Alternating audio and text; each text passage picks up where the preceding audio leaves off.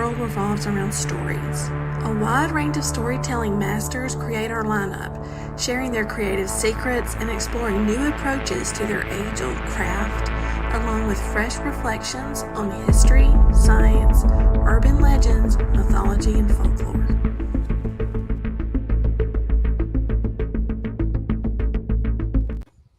Hey everybody!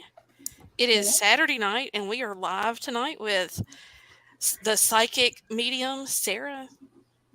Hello, Sarah. Hello, everybody. Thanks so much for joining us. So glad to be here with all of you on this Saturday evening. 65 degrees out in Mississippi and humid. This is so awkward to me. I'm just glad it rained. Yeah, I am too, really. Our earth needs that rain. The animals need that rain for sure. Yes, definitely.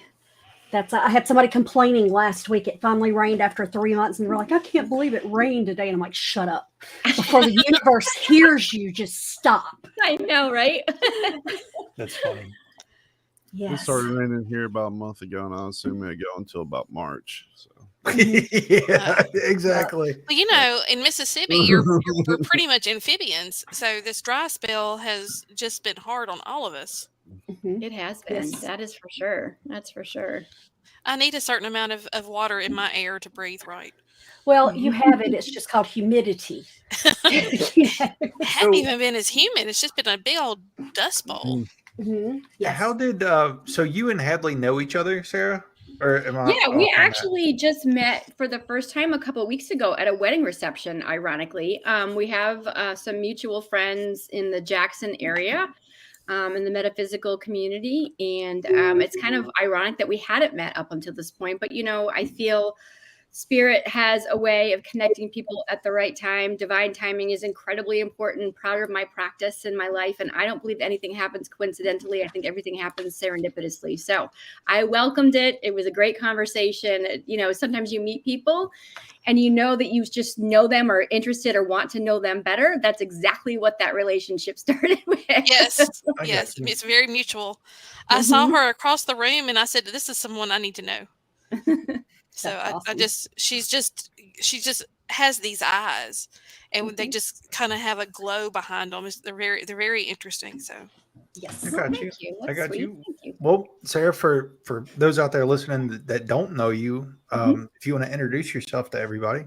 Sure. Hello, everybody. Welcome. And I'm so glad to be talking with you. If you're listening in your car or watching this, it's really exciting for you all to be here. I appreciate that so much to all of you here tonight. Thank you so much. I am Sarah Scarchilli. I am a practicing psychic medium. I live in the central part of Mississippi. I grew up in upstate New York. Actually, I was born in upstate New York and spent the majority of my time in Massachusetts, and I've been in Mississippi for about 4.5 years. I have the ability to speak with friends and family who have crossed over to a place that you and I have probably been taught is called heaven. I have been taught that it's called heaven. I refer to it as the unconditional love space in the 5th dimension. And I also have the ability to read psychically. So I can read energy from human beings, from individuals, from places, from buildings. I get all kinds of crazy feelings coming in, and emotionally, things tend to hit my body pretty hard, and I call my body my communication tool. And I use that communication tool to deliver message to clients and to folks when it's appropriate, when it's ethically appropriate to do so. That's awesome. Mm-hmm. I don't know if anybody else wants to jump in. I don't want to hog the questions. I was going to let you take the interview since I know Sarah. Well, so I noticed that that your website said that you really embraced your psychic and medium abilities in your 30s and 40s. I was curious as to what maybe turned you off to that a little bit when you were younger. Yeah, it's a great question. Well, growing up with these abilities, I say you, generally speaking, there's so many of us out there that just kind of think, well, that's just how the world works. And we don't necessarily talk about it. So when you're seeing forms of people who you know are not physically there, It's not something that you're like, hey, do you guys see that dead person walking around? That's not like open conversation, generally speaking. So you kind of keep that stuff to yourself. And then I did the human thing. I went to college and I met my children's father and went to graduate school, had 3 children, lived life, was a mom for a long time, had a job and had a career in higher education, put that on hold for a little while and shelved it. And then, I was doing the soccer mom thing, driving a minivan. So, life kind of gets in the way. It doesn't mean that these things go away. They don't. And humans can choose to turn some of that off or to stop for that, to ask for that to stop happening. But if it's really truly meant to be, the divine will continue to make sure that you are aware of what your giftings are. And some people get afraid of that. And I just knew it was part of my normal. It wasn't scary to me necessarily. There have been times it have been a little unnerving, feeling energy that's been dark. But really and truly, it is the honor of my life, really.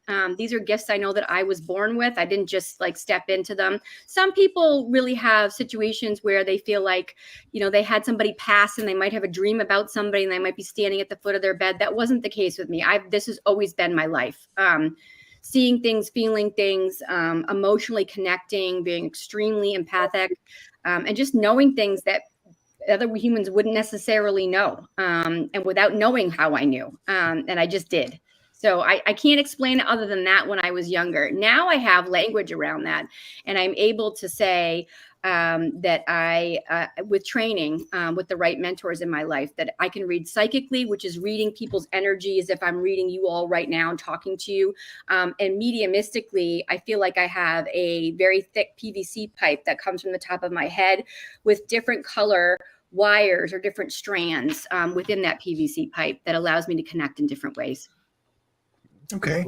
Yeah, that's really interesting. That's an interesting explanation of that. So was there like a canon event when you were young that were you oh, something's completely different? Yeah. I was in preschool in upstate New York, and I don't think my sister might have been a baby at that point, and my mom had put me to bed, and she came back up, and I don't necessarily have a lot of memory of this. Some pieces I do, through meditation, I can sort of see myself from a bird's eye view looking down as an adult. But this was the first sort of kind of oddity, I guess you could call it, or my normal, really, that I had been talking to an imaginary friend. And so my mom just said, well, tell your friend that you have to go to bed.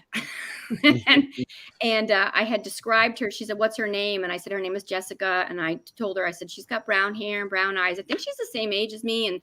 And it turned out that there had been somewhat of a recent abduction of a young girl in the Albany area. And so that was the first sort of inclination that my mom had that something was a little bit different.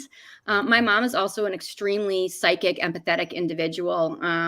I don't think she's a medium, but she definitely is extremely psychic. So that was the first time. Again, I don't really have a lot of memory of that. Through meditation, I have more memory of that. But then the other thing that really happened for me was that I would see, if I was talking with somebody who was explaining that they had somebody pass, I could see the form of the body, the spirit form of the body standing behind whoever their loved one was. And that kind of weirded me out a little bit at first. Now it's that is so cool. That's so cool. So cool. Well, that was one of the questions that I had for you. Talking about the medium ability is, and I don't know how to say it, but to me it ties into the little girl. But I know that most people come to you to connect with a lost loved one with the mediumship. But are there other ways in which people approach you about it to use that? Yeah, I mean, ability? mediumship can be used in so many different ways. I know, there are people who I know who can draw forms of individuals. That's not me. That's not my gifting. But that can draw an individual. And then as they're receiving information and downloading, I know that people also can connect with through channeling in different, it's kind of like a sort of a spectrum between mediumship and a galactic sort of connection. We call that channeling in many ways to different places that humans aren't fully aware of, but some of us know that we have direct contact with. Mediumship can be used for investigating when somebody is lost or missing. Psychic can be used for that too. Psychic and mediumship are two different strands of ability, you guys. They're not the same. So what I do know is that people who are psychic have the ability, like all humans are psychic. Every single one of us is psychic. It's like when you walk in a room and you know somebody was just talking about you. You can feel the energy in the room. You just inherently know it, right? You send a thought to your best friend and they call or they text you. That's energy. You're reading the energy. They're picking up on the energy. Your thoughts, your feelings are a form of energy in this human life. So sometimes I could have even have had to be able to connect with people who've been alive, who have been, one woman, my girlfriend Jessica and I are mediumship partners. And one time we had connected with a woman who we knew was being held against her will somewhere in a container on the coast. We believe somewhere in New Orleans. So that can happen. And that's more of a psychic connection. It's probably a blur between a psychic and a medium, but medium really is for people who have completely crossed over. I feel like that in that case, it might've been somewhere sort of in the middle in that space. But mediumship is definitely for also people that they're missing. Like you might not know if somebody's deceased or not, right? Ethically speaking, though, if you're working on an investigative team, like with law enforcement and you're working with a family, ethically speaking, it is not your job to tell somebody's dead or alive. That's just unethical. In my opinion, that's unethical behavior. Your job is to provide evidence, and that's what you can lead folks to help find remains or a physical body or more evidence leading to a death. So there are kind of different ways that you can use mediumship. For me, mediumship is connecting with that unconditional love space, and that is connecting human beings in this life form with folks who have crossed over, either friends or family, and connecting emotionally. I'm a very strong, emotionally connected medium. I feel things very intensely in my physical body. Like I mentioned earlier, I might feel symptoms of somebody's passing that would have led to ultimately somebody dying. But I feel emotions pretty intensely. So everybody's mediumship is a little bit different. Like I hope that kind of answers that question. It was a long way to get there, but it's a little bit different. It's similar, but it's different. I mean, that's really cool. Like, because when you think of medium, it's usually just associated with speaking with deceased people. So it's cool to know that you can kind of connect into like psychic abilities of it too. Mm-hmm. Do you think that like as a medium, like somebody that might be in the presence of immediate possible death, that might be why you might be able to see them? Yeah, I have. That's a great question. So I have actually a girlfriend of mine, her mom was passing. And what I do know about the soul to me lives in the heart space, in the chest. And the soul never dies. What does die is the human body. So what I connect with is the soul. I don't necessarily connect with the human body. The soul allows me to feel things in the human body. So my girlfriend's mom was in hospice. She was nonverbal. And I was able to go in and see the space that she was in, the bed that she was in, and provide feedback and information to my girlfriend who was alive and living on the phone. She was in Maine, York, Maine, while I was down here in Mississippi. And I was able to connect with her mom to give evidence of the things that she had recently experienced, and also to give her message while she was still in that in-between space. So the in-between space for me is the soul is literally like silly putty. Okay. So if you've ever been with somebody who's been in hospice and their physical body is still living, okay, but they're also might be saying some very odd things, like they're connecting with other people who have crossed. They might be thinking like some of their deepest and darkest wisdom secrets, or things that have been captured inside their physical body. Their soul can actually be like silly putty and almost be in two places at once. It can expand. it doesn't just pop all the time. Sometimes it does pop, and that's quick. That's a quick death. But sometimes it's in two spaces at once. And so I have been able to connect in that sort of in-between space. That was fascinating to me. I didn't know that I could do that until it actually happened. It was really neat. And I was able to help her quite a bit. I felt really good about that from a human perspective. Now, I experienced that when my mother was living with me and on hospice, because she came very close to passing like in May, but she didn't pass until the following January. And Oh, wow. And so she lingered, and there were times when my family members were surrounding her, and it was really interesting because she didn't want to let go. Yes, that is also a big factor as well. Yep. And then, but because everybody was back with her, she just didn't really understand because, and it was really weird because like three of her, like she had a brother and two sisters, and all three of them had grandbabies born. And each time the grandbaby was born, they left because they went to be with the baby. And she didn't understand. I was like, they're here for you to cross over. You're not crossing over. And now they've got this new addition. They've got to go. They've got other priorities. And she just didn't understand. Mm-hmm. And she's like, well, when will they come back? I said, I don't know. I wish I could tell you. But it was a really interesting experience. Yeah, it is. It's a fascinating place to watch. If you've ever been able to watch a birth, watching a death is just as beautiful. It's an entering and an exiting of the physical body. The soul doesn't die. It just moves on. Yes. It's beautiful. Yeah. And it's amazing to me. I had a friend that passed a couple of years ago, and she was completely non-responsive for about 6 weeks before she passed. Mm-hmm. But about a week before she passed, her daughter was with her, and she said my name, and she goes, "What, do you want to talk to her?" And she said, "Yes." So she called, and 90% of what she did was just kind of mumble. But that 10-minute conversation was everything I needed to be able to let go and, and wish her well. Yes. And sometimes that's a good point, because sometimes people hang on because they're more concerned about the humans surrounding them and leaving them, the impact it's going to have. And so, the thing is about human beings, y'all, is that we have free will. Mm-hmm. The universe can provide in so many beautiful and abundant ways, but we can make choices around those abundances, and we can choose one path or another.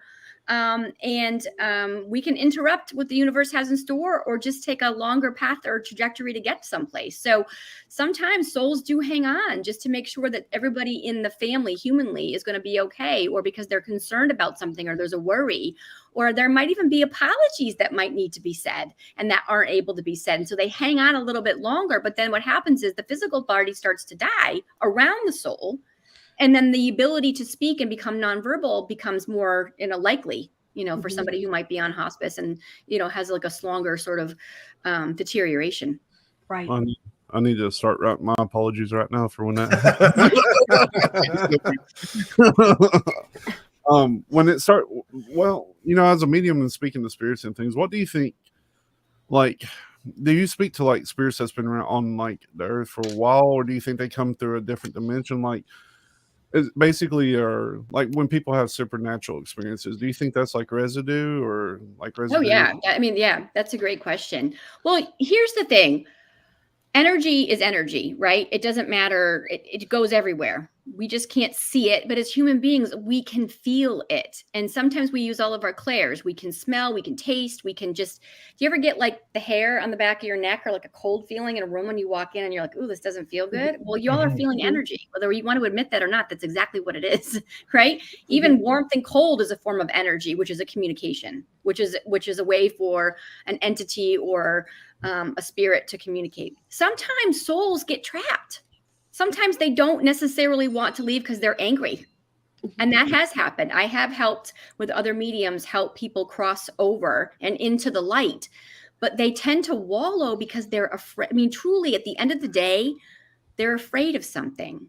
So what I know in my work with spirit and with emotions is that fear is the beginning of all negative emotion.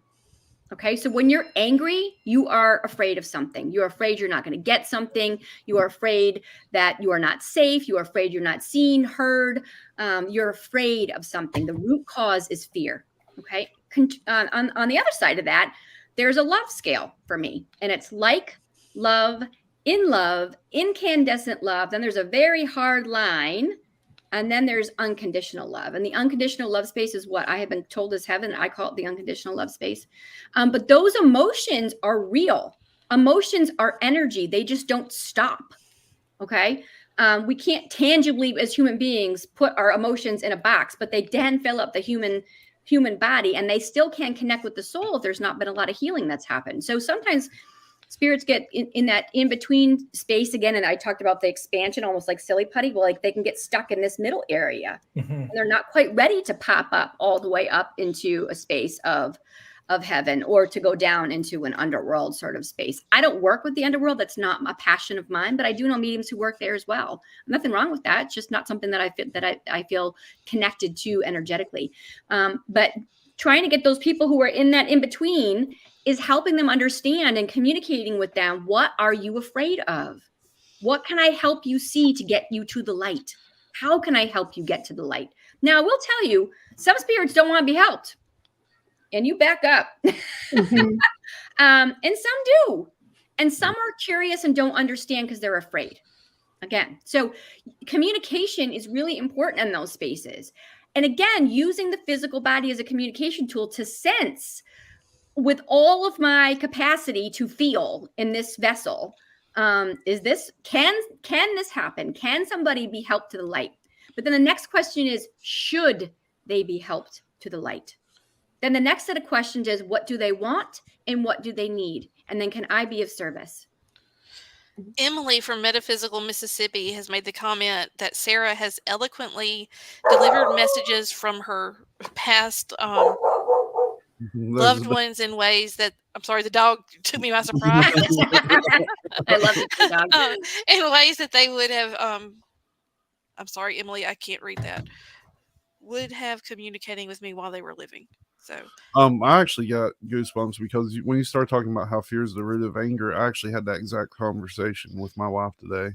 You did? I was like, that's very strange. I love that. That's See, nothing is coincidental. Nothing. Everything is serendipitous. Yeah, that's weird. That's the second time she's used my favorite word. See why I like her? It's one of my favorites too. Apologies for the dogs, guys. No, mine too. I think you probably hear mine crying. Actually, I'd text my daughter and say, please come get your dog because she's whining. You can probably hear mine licking himself. She typically likes to be in this office space with me when I'm in conversation because the energy always feels so good in here. So she's usually craving that feeling in this space. So I'm curious, do you feel that there are spirits that still exist for the sheer benefit of those like you, to help get messages, to give messages and things like that? So are you asking if a soul has fully crossed over or is in limbo? No, fully crossed over. It's almost like they have, I'm a firm believer in reincarnation. Me too. So, I feel like that when you get to a certain level in lives that you really don't have to come back if you don't want to. You have learned everything you need to. Accurate. And to me, those people are there to guide others. Yes. So yes, it's almost like, agree. Right. Mm-hmm. So it was kind of along those lines that there are spirits that are there strictly in a teaching manner or to help those of you who communicate. Yes. Yes, I would agree. So has anybody ever seen the movie Soul from Disney? No. I've seen previews, but I haven't watched it. Okay. So I don't see like the same way specifically that movie gets played out. However, there's no way that mediums and people in the spiritual world were not consulted in the making of that movie, because there is a blob literally who has left the physical body and is moving up an escalator. Okay. Mm-hmm. To me, it's not an escalator. It's like an elevator, and it's like north and south. There's not like a slow grade. It's like an up and a down. But then what happens for me is that I see a horseshoe ring, a rainbow ring, because a rainbow is the essence of light, right? It is all light. Okay. Mm-hmm. And that ring at the top of the elevator, the ring, and then there's like this black platform. The ring at the top is all the people that would have been close to the human who has just lost their body. Their soul has now elevated, and the souls of the people that they have recently been in this lifetime with are there to welcome them home. It's a very beautiful space. And I love being able to tell people your loved one is letting me know that you are that their mother and their father or their dog, even their cat or their, whoever it is standing there waiting to welcome them back into the soul realm. And then once that happens, I see a black platform, and then the black platform is like literally a space where other souls come to like welcome souls back. And it might be people that somebody has known in the lifetime while they were here on earth. From there, that soul goes into what I see as a movie theater for one person. And it's a show, literally it takes chunks of somebody's life and it streams things that happened, good things that happened, bad things that happened, confusing things that happened. Why did something happen when I wanted something else? Right? It's kind of giving you sort of a roadmap of your life. It's like recapturing the journey that that soul's physical body just came from.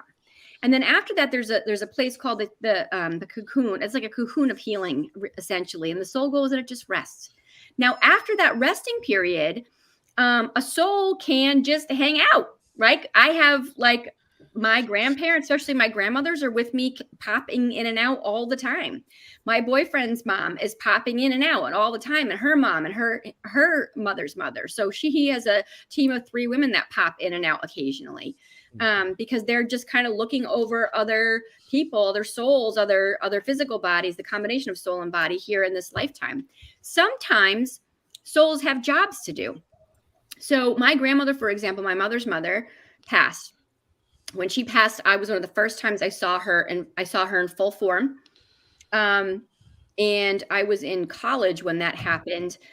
Again, kept it to myself, didn't want to spook anybody out. And I thought I was going to be nuts and crazy. So I kept it to myself. But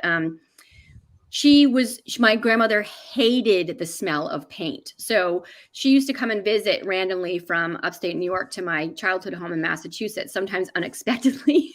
My mother would say to her, "I'm going to start painting," which was her cue to say, "Get out of here." Right?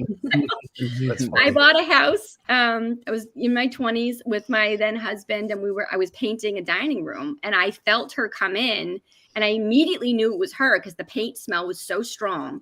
And I remember her saying to me, "I don't like the smell of this paint, but I like the color you chose. I think I like the color you chose." And so that was a space where she had come out of the healing chamber, and I knew that she was okay. Then there was a period of 10 years where I didn't hear from her at all, like nothing, crickets. And that was very strange for me because grandparents pop in and out, loved ones pop in and out.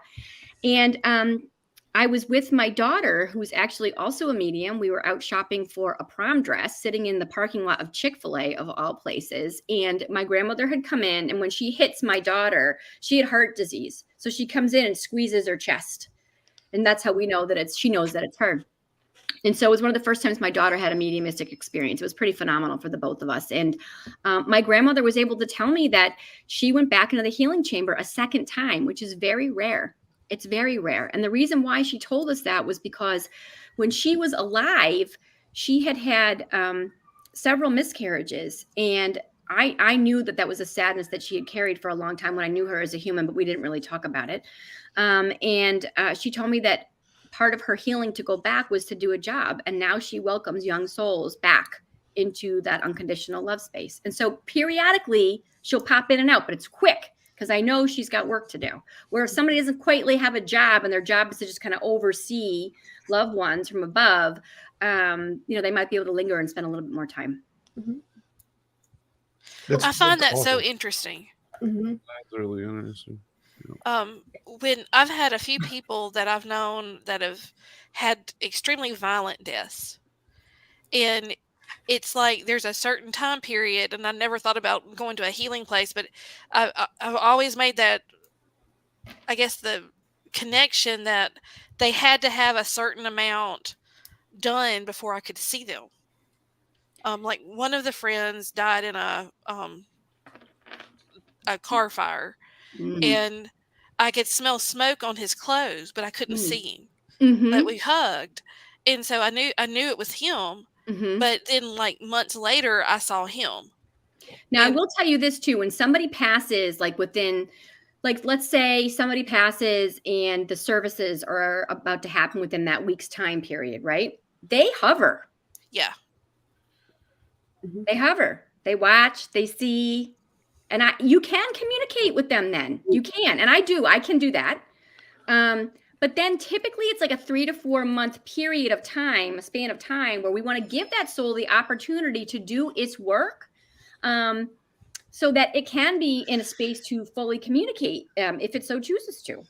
I have read for people at in spaces where somebody's come and said, well, I remember this one woman said, well, my mother-in-law passed 3 weeks ago. And I said, well, I'm terribly sorry. I can see her. I can feel her presence. I can feel her soul, but she's way, way, way, way, way in the back, and I can't connect with her. And I'm so sorry that I cannot, but I feel her, and she's where she's supposed to be, but she's got work she needs to do. Mm-hmm. So, and like in that vein, I know that Morgana had mentioned reincarnation earlier. What is the timeline like? I'm assuming that once you leave your body, that you start remembering these other paths, maybe that you've taken throughout. I don't even know if you would want to call it history, but just like your soul's history. Is that like an instantaneous thing? Have you ever felt a past life in this life? I don't think I have. Maybe a little, not as much as Morgana or Hadley for sure. Okay. Well, I honor that. It's a pretty impactful thing when you can sit in meditation or get pieces of information from past lives. Absolutely. You guys, the soul doesn't die. It is a collector of information. It's like a database foundation. It's like a computer. It doesn't die. It's a blob of a light and unconditional love that moves from one space to another. It doesn't die. So in the scenario where, you like the services where, the person may be floating and just like observing everything. Yes.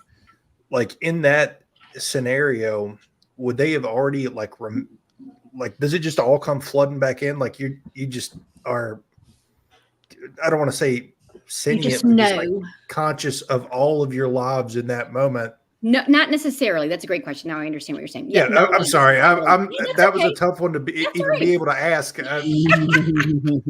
That's okay. I think for a lot of people who die too, there's confusion of what just happened. Mm-hmm. Some people souls, right, have left the physical body. There's a surprise element to somebody dying. Like if somebody dies in a car crash or because of a gunshot wound, right, the impact can be bam, and then they're up. It's not that slow sort of like pull in between worlds. It's like the impact and then whoop, and they're up, right? Mm-hmm. So the hovering happens even though the soul has left the physical body, but the healing hasn't happened yet. So that's where some souls can get caught too, in that in-between space that I mentioned, and be angry and confused. And they might not have at the top that ring also at the top to help pull somebody up and say, hey, come on up, we're waiting for you. That makes sense. So it's really the healing portion where someone may remember just everything, like just become like almost interconnected with everything again. Yeah, I think, I have been shown that. That's what I know because I've been shown that that's what happens. And it's in that movie theater, for one, it is immediately more about the life that was just lived.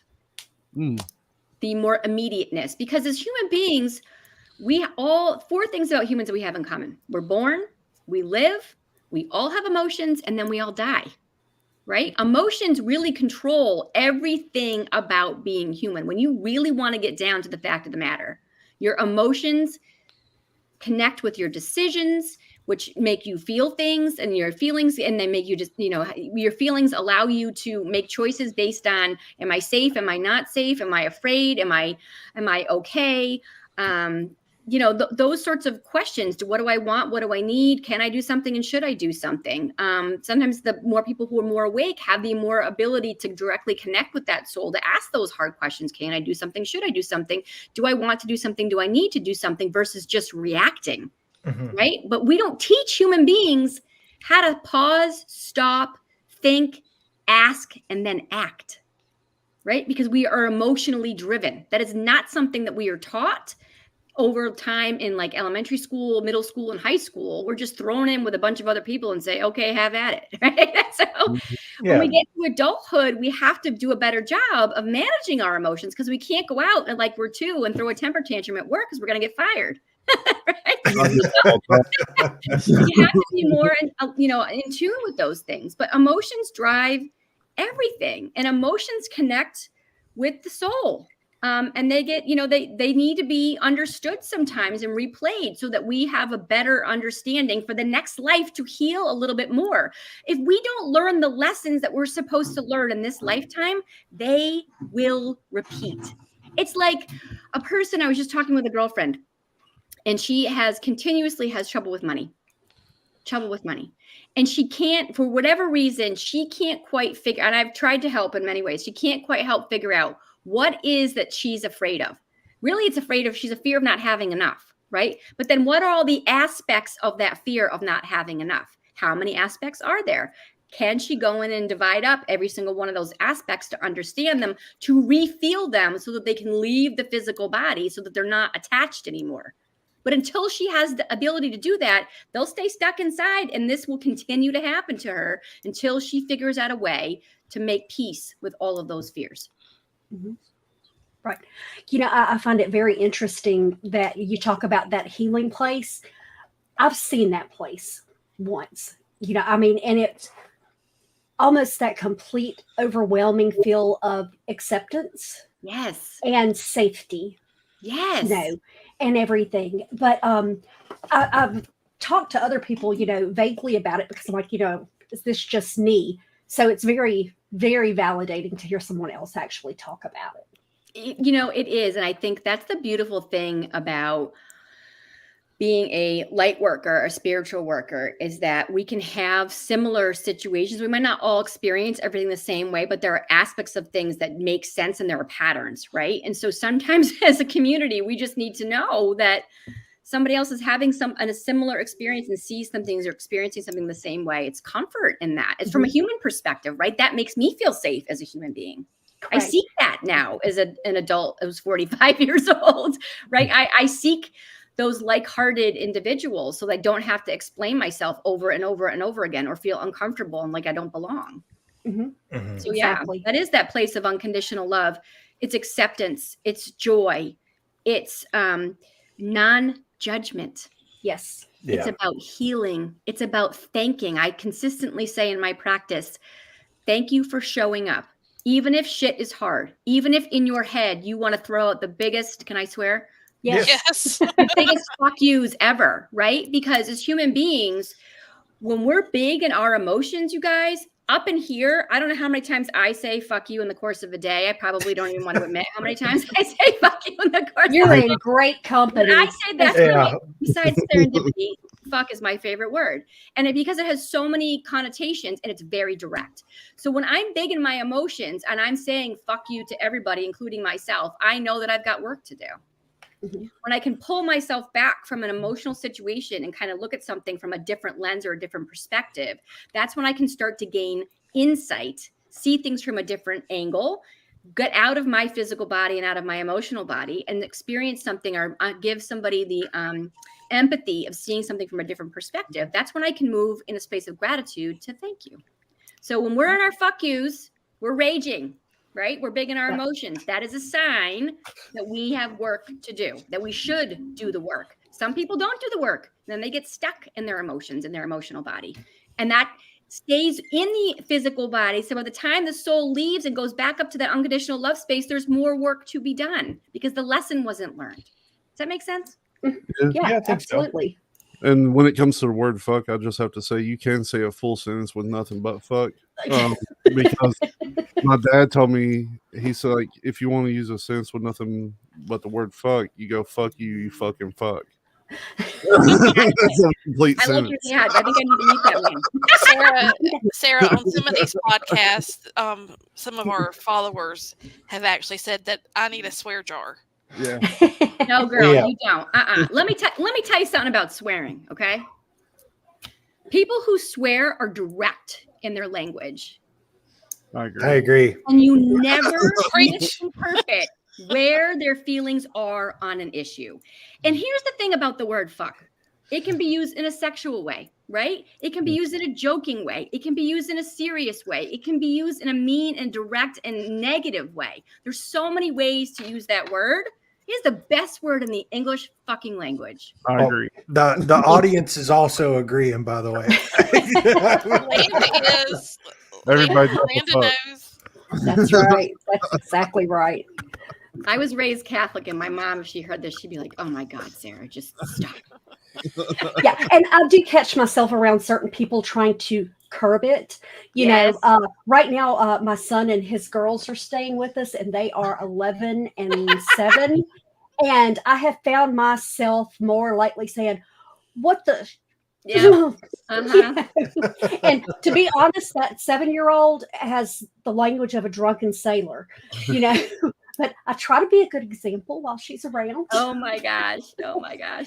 Yes, Well, I find she's too, a it's hard in feel certain person. cases in the deep South to have to curb that because I'm a Northern girl living in a Mississippi world, and sometimes I have to whoop a little bit Mhm. and quiet that down a little bit. But that's not that's not No, my it's- norm.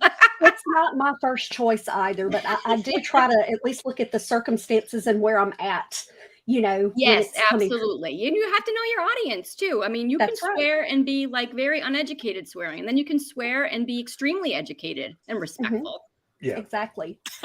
And I really feel that the more emotional people tend to be, the more empathic and in touch people, Yes. you know, because you're not only feeling your stuff, you're feeling everybody else's Yes. stuff. That is the blessing and the curse about being an empath is that you're Yes. feeling everybody else's stuff. Well, you can tell how I am stress wise and anxiety by the amount of times I curse. Mhm. Because if everything's good, I can keep it all in.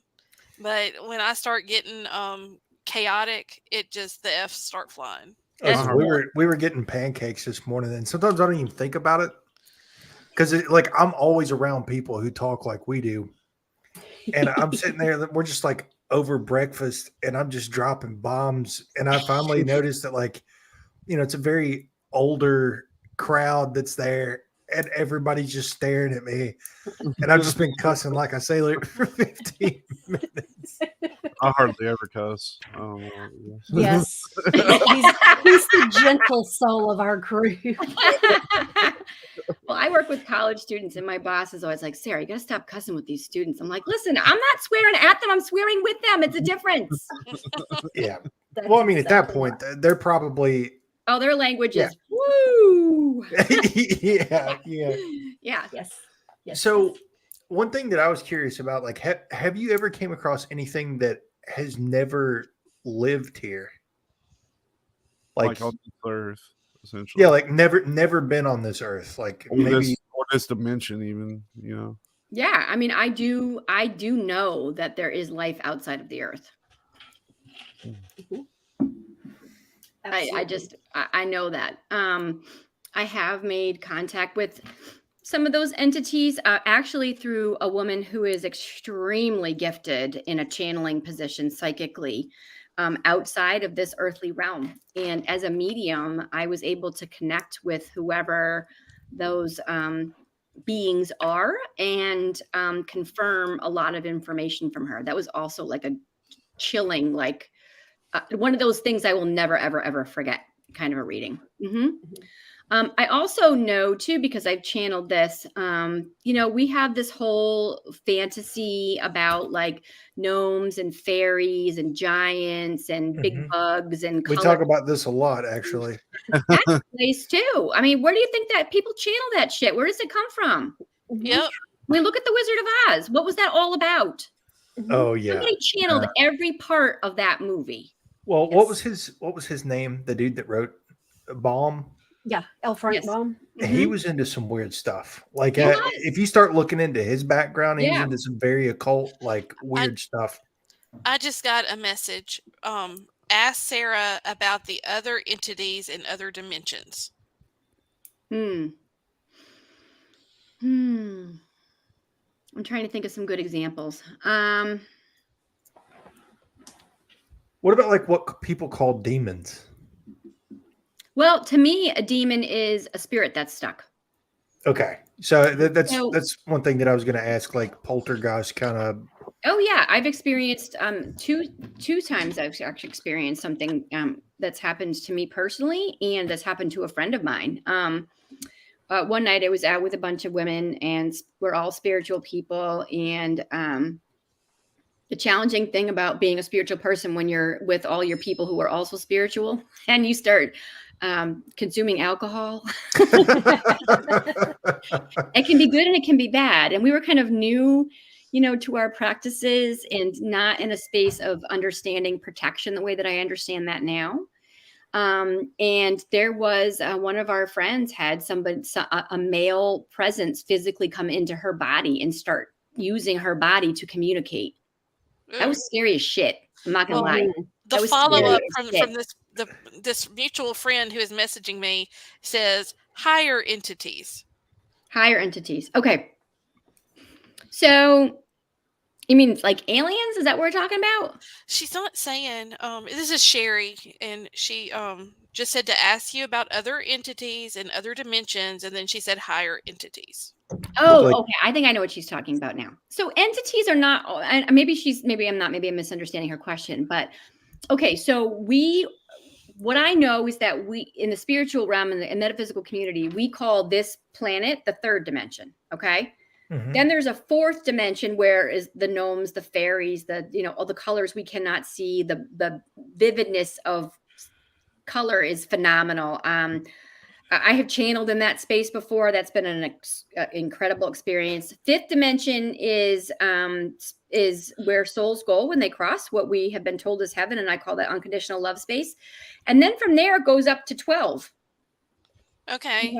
So the closer you get to 12, the closer you get to the purest of light, right? So sixth dimension is really angelic and above. That's very interesting because that ties into some of the stuff we were talking about recently about the Chinese, their mythology has like 11 heavens, and they have a ghostly realm, and then they have the earth realm. But so before we get started again, Landa has asked, do entities get angrier the longer they are stuck? Yeah, they certainly can. Yeah. I mean, because look, if you were trapped somewhere and you had nothing to do as a human being, what would your emotional state be like? Mm-hmm. Especially with nobody there to listen and hear. Think about people who are in solitary confinement in the jail system and our what do you call it, system? Law enforcement. What's the word I'm looking for? Incarcerated. Thank you. Incarcerated. And they're incarcerated, and they're and they're in a cell by themselves. What happens to those people? It mentally deteriorates. Correct. So a soul does the same thing because it still is attached to emotion. So it hasn't been to that healing place yet either. Yeah. Bingo. Mm-hmm. Yep. But to get back to the other realm thing, I maybe this is what Sherry is talking about, but I have a very, very strong connection to angelic energy, and have been attuned to seraphim angel energy. And seraphim angel energy is like the highest order of angelic energy that humans have been able to channel. And one of them, there are 13 of them, and one of them looks over our universe and galaxy. He identifies as male. And I work very, very closely with those healing energies. That's a different kind of a reading than mediumship or psychic. It's like again, I talked about the conduit in my head, that when I pull that energy down, and there are different strands of it, when I ask for it to come in, it comes down through that conduit in my body, through my crown chakra, my third eye, through my throat, and into my heart space. And it collects in a very specific spiral, quick, and it builds, and then it shoots over to somebody else's heart space. I know that sounds crazy, but if you ever sat for it, you're like, holy shit. Well, I know what we're doing the next time I see you. Yeah, I will say it's phenomenal. It's phenomenal to give that energy, because guess what, you guys? I also receive it too when I give it. My body's the conduit, but it also runs through my physical body. So I receive healing when I give that to somebody else as a gift of healing. It's also pretty amazing. So not all entities are bad. Mm-hmm. Yeah. Again, you got to use your body to figure out what feels good and what doesn't feel good. Your body is your communication tool. And Hadley and I have spoken about this in the past, is the fact that what one person may look at and say, oh my God, that's a demon. I may look at and say, that's family. Yes. You know, because of our different backgrounds and histories. And religion in the South is a huge part of that for a lot of people. Yes. That I have had experience with here, reading from the loved one's perspective, that can be, there can be a more of a physical space.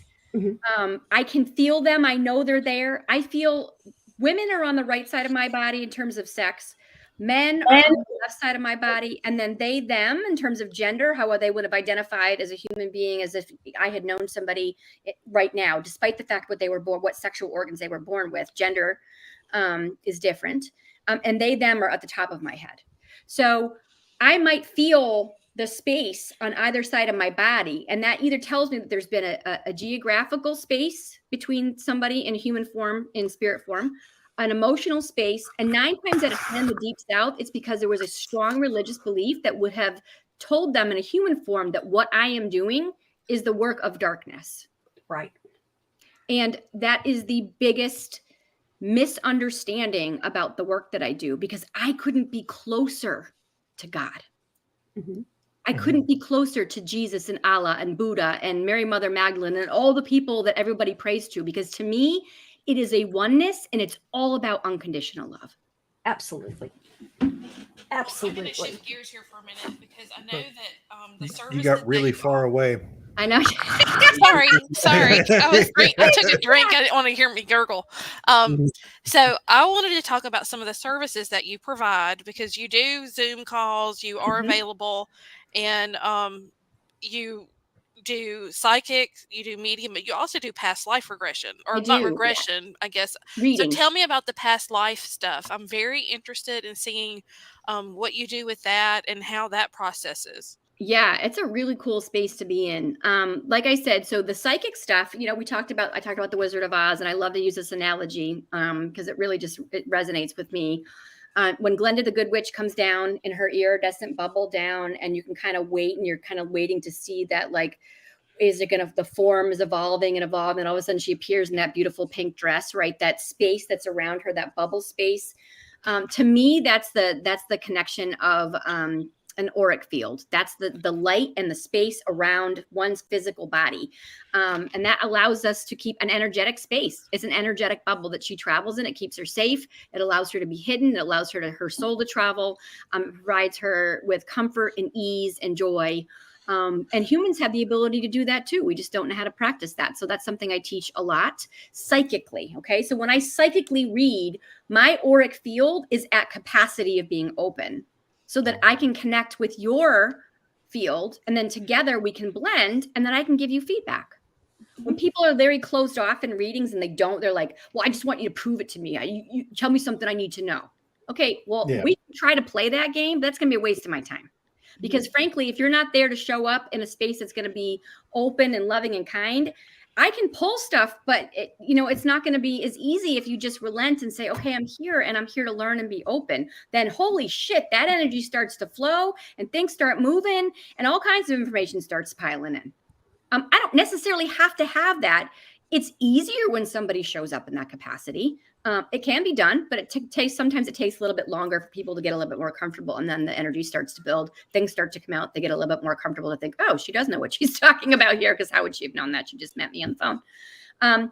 Mediumship is again above my head. Sarah from Angel Energy is above my head. Past life is kind of a sort of in a weird space, sort of in between. And I just open my body up to allow that energy to come in. And then I start to feel and use really my senses a lot to connect in that way. One time I did a reading for a woman, and I'll never forget the imagery that I kept seeing. And it was and she was a Native American in a tribe. I don't remember all the details, y'all, because typically speaking, when I read, it's for somebody else. Unless it's very specific information, I don't remember it because it's not for me. So I don't remember all the details, but I remember pieces of meat being dried on a specific drying mechanism that was created during this time period. That was something that very much stood out to me. And there was a fear that this woman had, and this kind of came up over time, but I was talking about something to do with water. And she drowned somehow or something with water, it swept her away. And I'm pretty sure that was how she passed. Well, in this life, she goes, oh my God, you're never going to believe this, Sarah, but I have that same fear of drowning in this life. I'm scared of drowning. I'm scared of swimming. I don't know how to swim. I won't do it because I'm scared to do it. Soon as we kind of uncovered that, more of the details of that trauma that had been trapped, then it was like, whoa, okay, now I can understand. And I have something to wrap my human brain around why I feel this way when I wasn't sure why I was feeling this way. That doesn't always happen, but sometimes there are these aha moments that are just beautiful, and you can't explain. You can't make this shit up. You just can't make this shit up. And other times in past lives, it's about lessons learned or emotional factors or things that happened, but that were never, like, maybe the aspects of whatever happened in a past life come into fruition in this life. There are always parallels. There's always interconnective tissue that you can, once the messages and the images and the feelings start coming through my physical body, I give all that information as it comes. And then we kind of talk about, the aspects of what came through energetically, and then the client most of the time will say, oh my God, now I understand this. I get that. I can appreciate now why I might've been feeling a certain way. I'm just the messenger, you guys. I'm the conduit.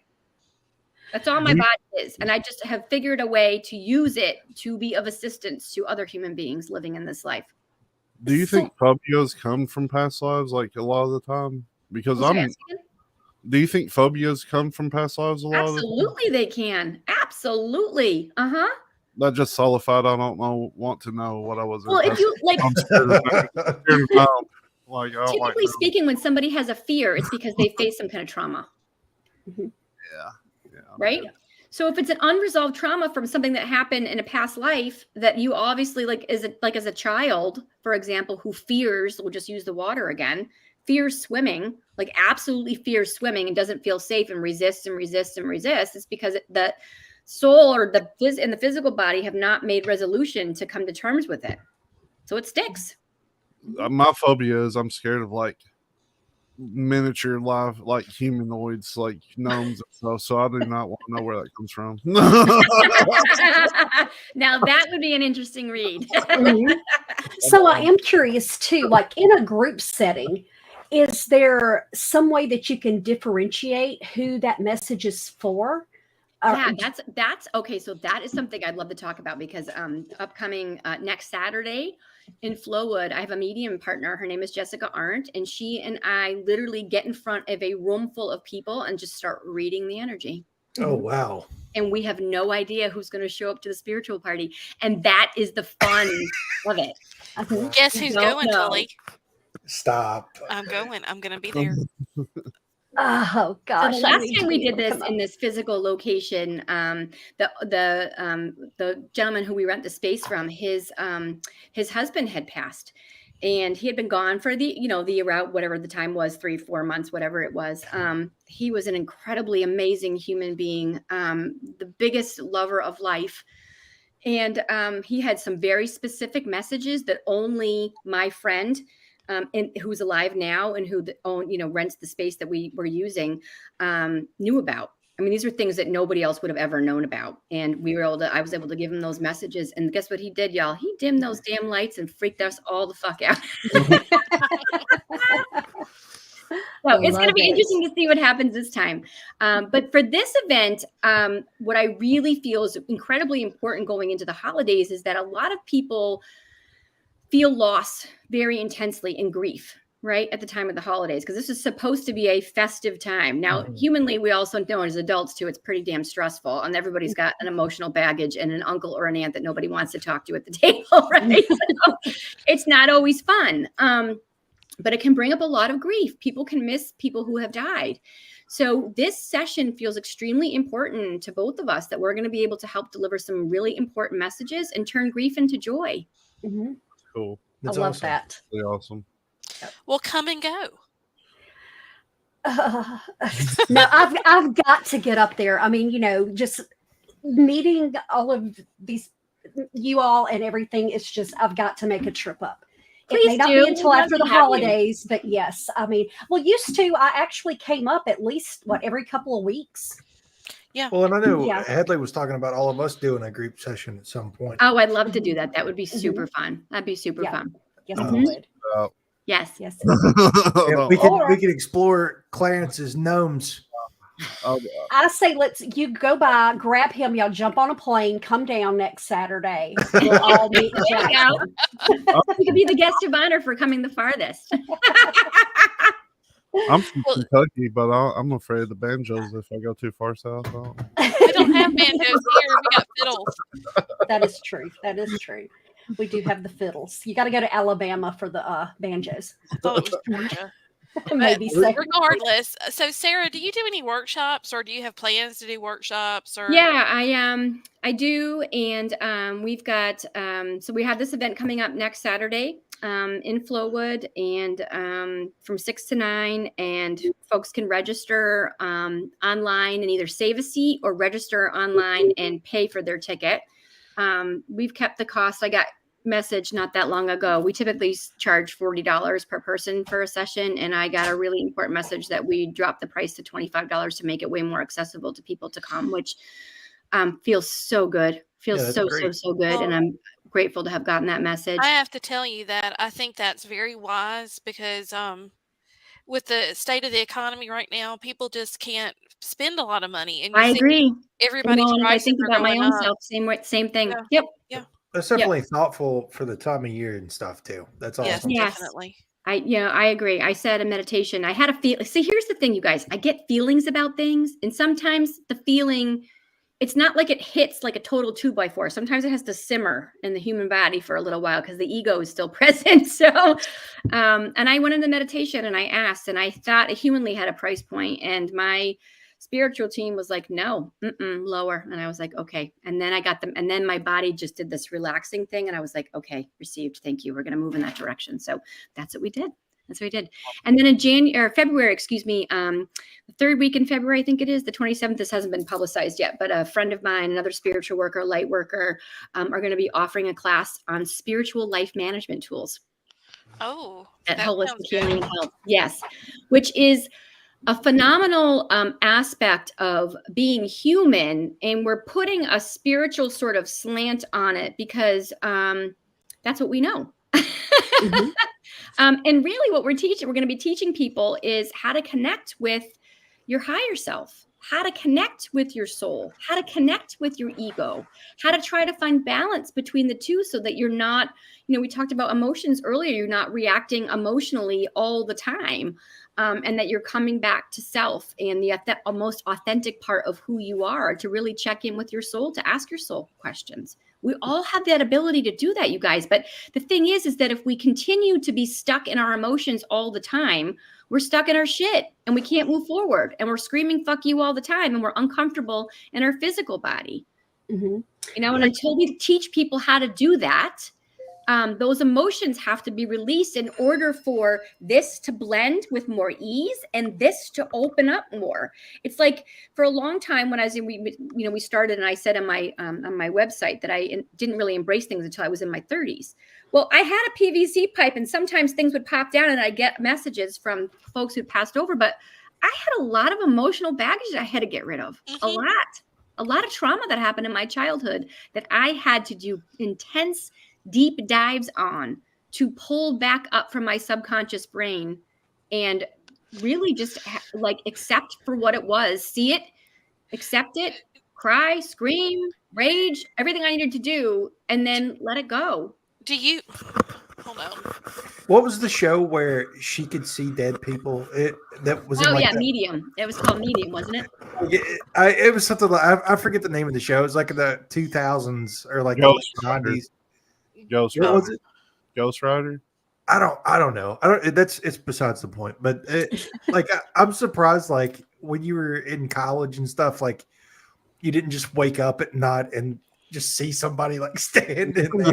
Yeah, not so much in college. It just kind of, I think, like I said, I think I was just too busy being human. And I was so, when you're like, I work with college students, and college students are very emotional individuals. They're the last part of the brain that to connect is reasoning, deductive reasoning. And so I love that you have said this about having to work through the human part of things, the trauma, because I feel like that's part of it, that in order for us to like go to that next level, we have to get past all the trauma and experiences that we've had, and then connect with the larger. And once we're able to do that willingly, I think that's going to be what takes us to that next step.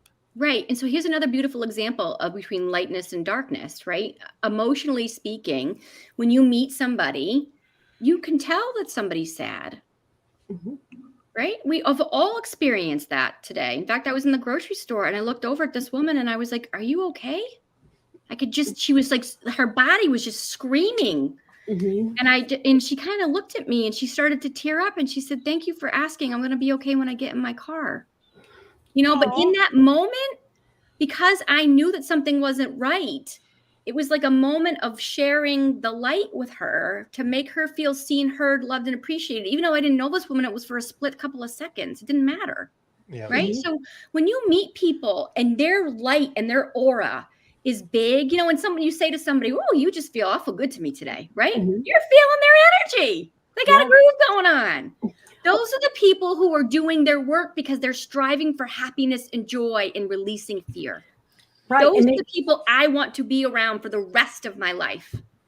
And then you have just the opposite. You have those people that you walk in and they suck every bit of energy and light out of the room. Yes. But they don't ever see it. It's always you. You're the problem. But I really physically feel negativity. I mean, but don't you think that those are the same people in many cases? Sometimes, yes. I have known people that have had really what could have potentially been great energy if they weren't wallowing in the negative energy. And their fuck yous. Yeah. Exactly. But that's part of the human experience, though, is kind of wading through those bad times and finding the light. Yeah. That's absolutely it. Because we're, like I said, we're born, we live, we have emotions, and we all die, right? So the living and the emotional component is an interwoven tapestry. No human being can deny the fact that they're emotional. Right. I was just trying to make sure we got to all the questions that came in tonight. Mike asked, can entities interact with each other, or are they aware of each other's space?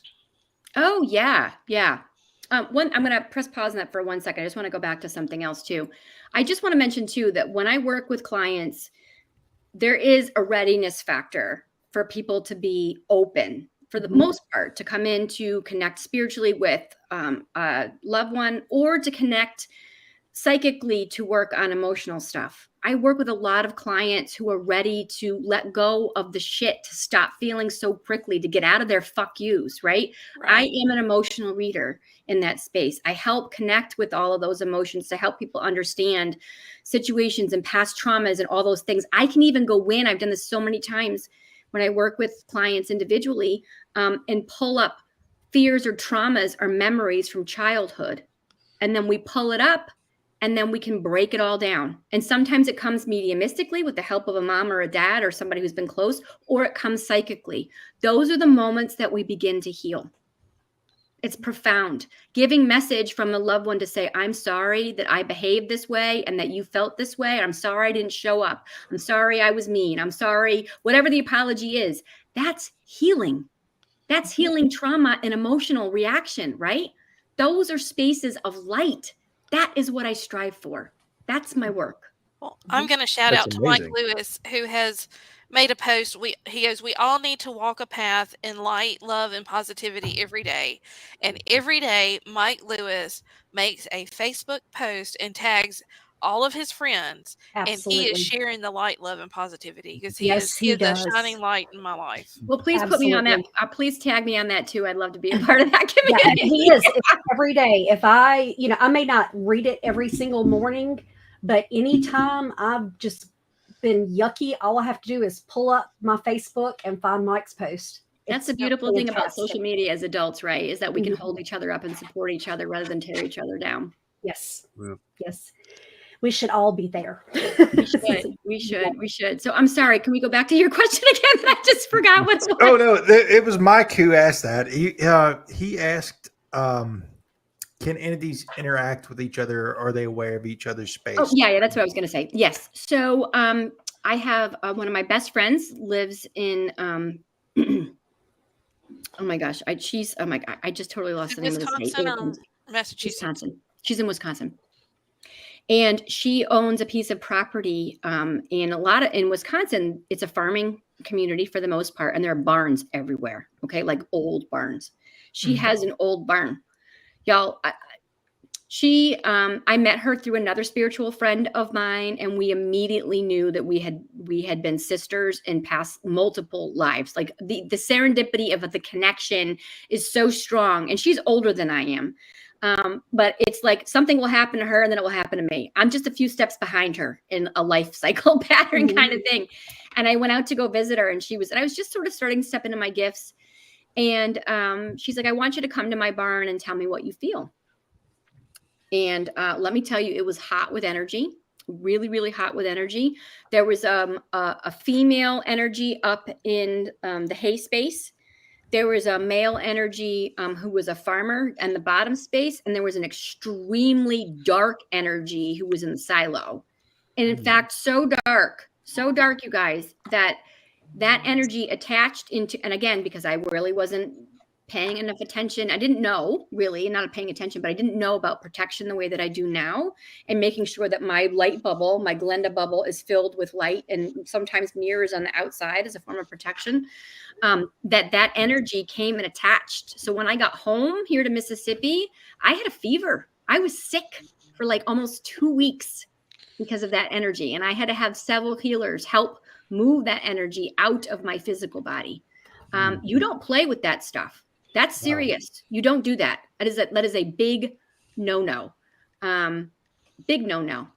It's like teenagers or young people playing with Ouija boards. They can be beautiful and amazing tools if you know how to use them correctly. But if you're just calling in whoever who wants to show up to your spiritual party and you don't know anything about energy, you don't know if it's dark or light. Mm-hmm. Yeah. We've actually discussed that many times. People that don't understand, don't know, and think it's a game. Right. It's not trust me, it's not a game. It's like giving a loaded gun to a kid. Yes, exactly. That's exactly what it is. So to answer your question, all these 3 different spirits held space within the container of that barn. Mm-hmm. They didn't necessarily cross. They all had their specific locations, and they all felt different, but coexisted. Mm-hmm. That's wild. Yes. That is crazy. This has been great, Sarah. Yeah. Yes. Listen, y'all, you cannot make this shit up. You just can't. You can't. You can't. You really can't. The evidence that comes in sometimes is so mind-boggling. Can I share like one that really still sticks with me? Yes, Sure. Please. So I did a reading for a woman in Oregon, and it was during COVID, and she had 3 children. It was at the height of COVID. So schools in that system were providing lunches every day or weekly supplies of lunches to families in that community. It was a Friday afternoon, and this is significant. It was a Friday afternoon that we were doing the reading, and we're on Zoom, right? Energy is energy is energy. You don't need to be right in front of me, beside me, behind me for me to be able to connect. Energy moves all different kinds of spaces. There is no time or space in that capacity. So we were doing our session. We were connecting. Her mom was very present within the reading and was her dad. And her mom gave me this image of a small chocolate milk crate, like carton, You know, we used to get in school when we were kids, you pull the lid back and then you have to pull it, right? Yep. That's the image she gave me, but it was specifically chocolate milk. It wasn't regular milk, okay? It wasn't white milk. It was chocolate milk. And I said, this is going to sound absolutely insane, but I'm going to tell you anyway. And she was like, okay. I said, she's showing me an image of the small chocolate milk cartons that we used to have when we were in elementary school. And she goes, holy shit. I said, what? And she goes, you are never going to believe this, but the school dropped off a whole case of small chocolate milk cartons this morning because they were going to spoil if they weren't drank over the weekend. Nice. You just, Wow. Yeah. it's something that's so simple, but that piece of evidence was phenomenal. How? I don't know that. I'm not in her house. Why would she tell me about milk? I don't know. It's so random, but it's so specific at the same time. It is. And then I read for a woman one time. This is also something that stuck with me. I don't even remember the client's name, to be honest with you. But a skunk kept appearing. And I said, again, this is going to be so strange, but I'm just going to say this. I said, a skunk keeps appearing. And there was a pet skunk in her family at one point. Oh, that's awesome. The had been removed. Wow. Again, I can't make this shit up.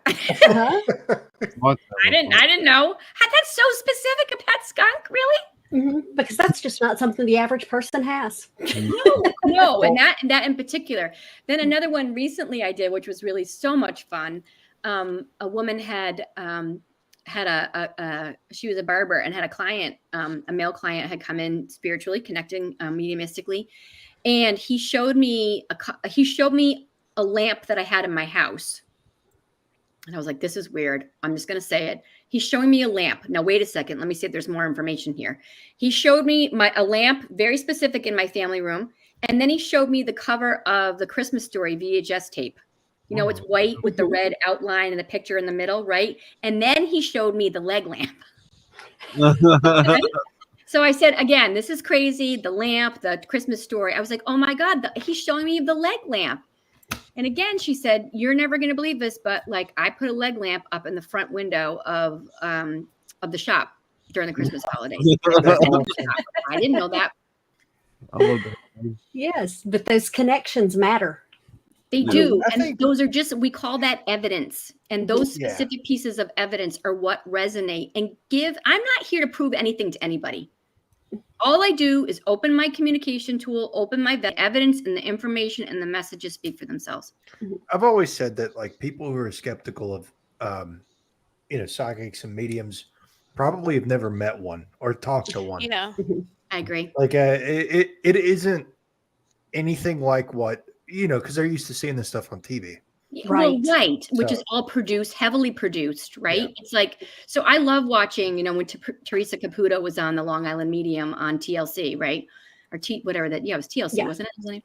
And she would go into a grocery store on Long Island, right? And she would just pick people out and start reading to them. Well, the thing is that was produced. There was a section of people in that store who everybody in that store at that time signed a release. Yes. Mm-hmm. That's television, you guys. Like, it's like people seeing Chris Angel levitate. Right. Well, I don't go into the grocery store and say, excuse me, ma'am, but your dead grandmother wants to give you a message. How terrible is that? That's really shitty. If you ever do that, please film it.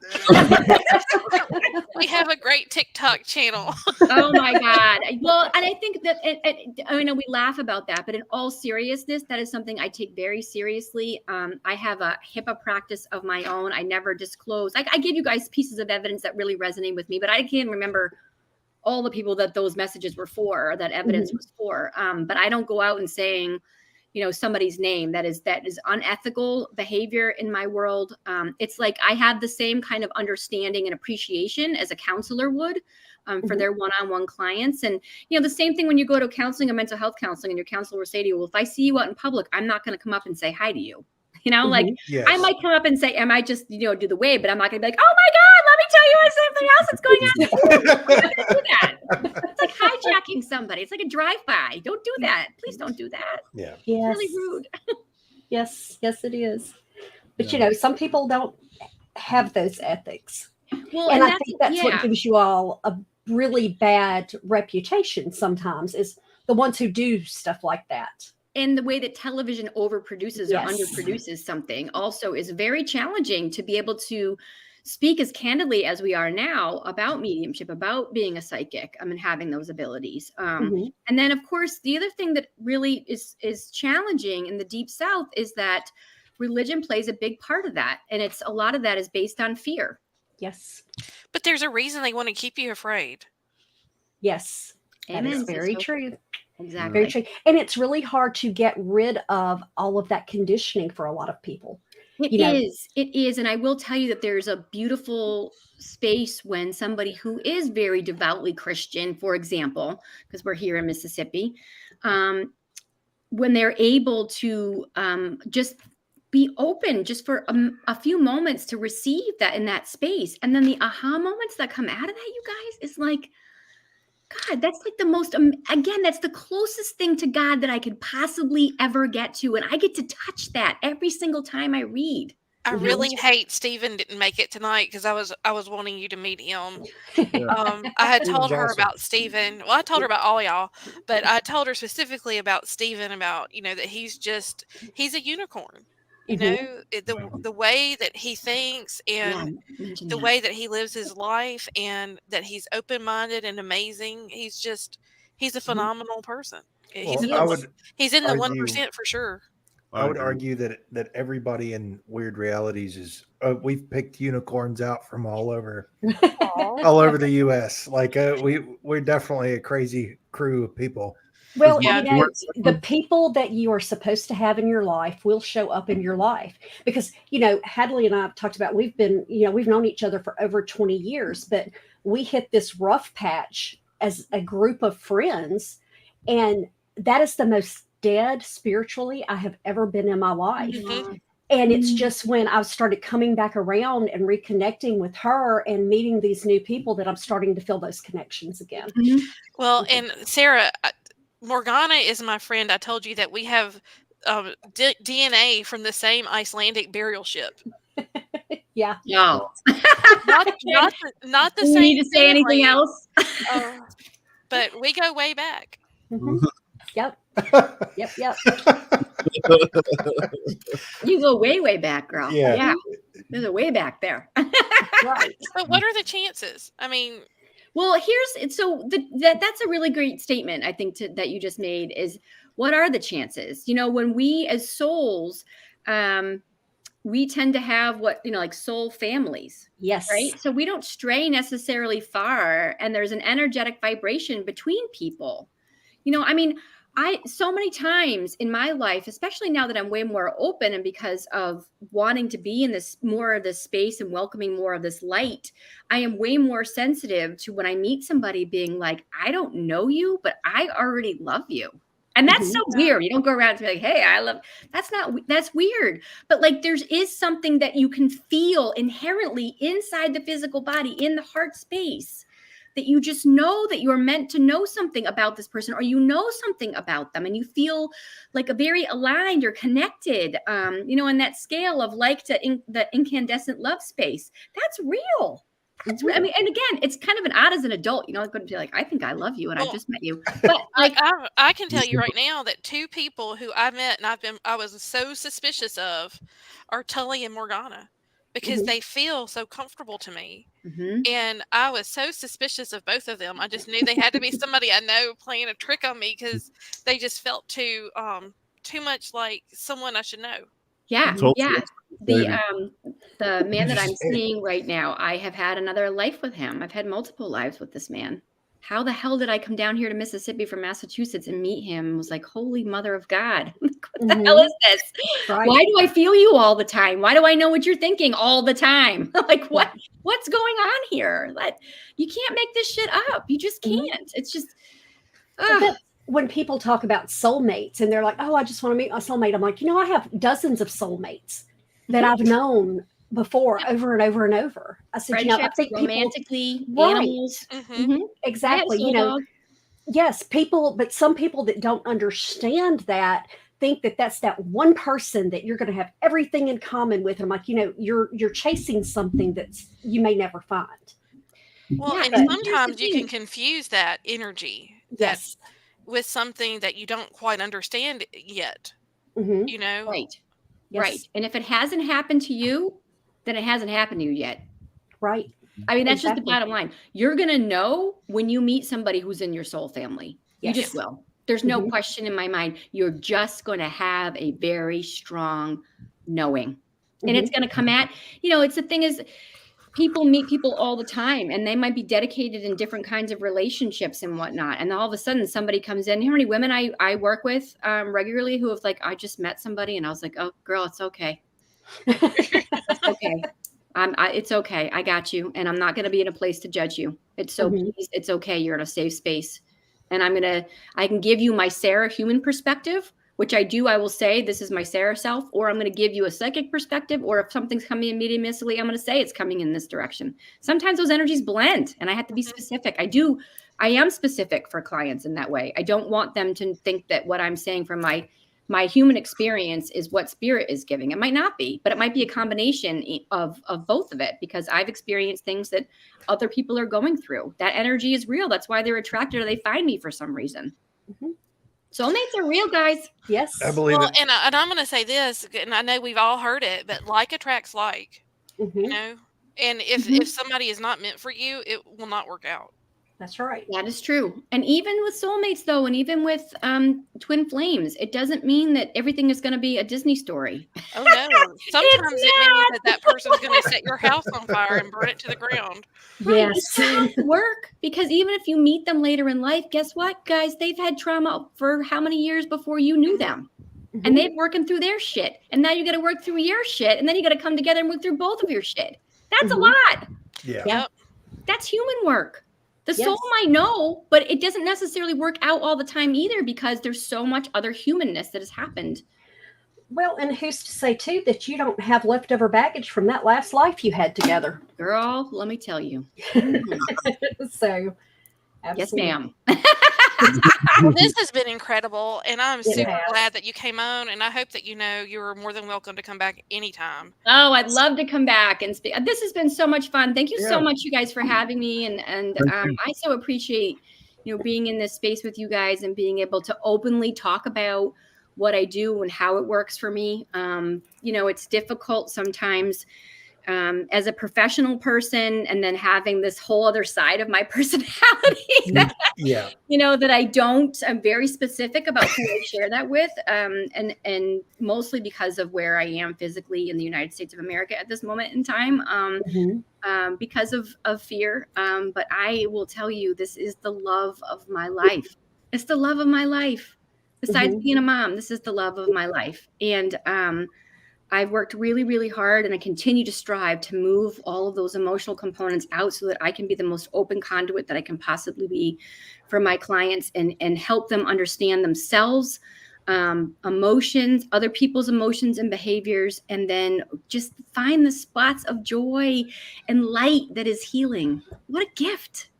Mhm. Yes. And That's on awesome. that Yes. note, I'm going to tell anybody who's listening that's going to be in the Jackson metro area that Sarah will be having her gallery psychic reading with her partner Jessica Yes. is it next week? Yep. Next Saturday, December 9th from December- 6 to 9. It's at 1050 North Flowwood Drive, Suite C4 in Flowwood, Mississippi. One more time, 1050 North Flowwood Drive, Suite C4 is in the back of the building. You can register online to reserve your seat, or you can register online and pay. Either way is okay. We're just making sure that we're keeping tabs, because it's a very limited space. It's a very intimate, small space. And we want to make sure that we've got enough seats for everybody. And you can register, again, like I said, to save your seat or to pay by going on to emilyhester.com/medium. And you can find that online. you can find out more about Sarah at sarahthepsychicmedium.com. That's her website. She's on Facebook. We're going to get her.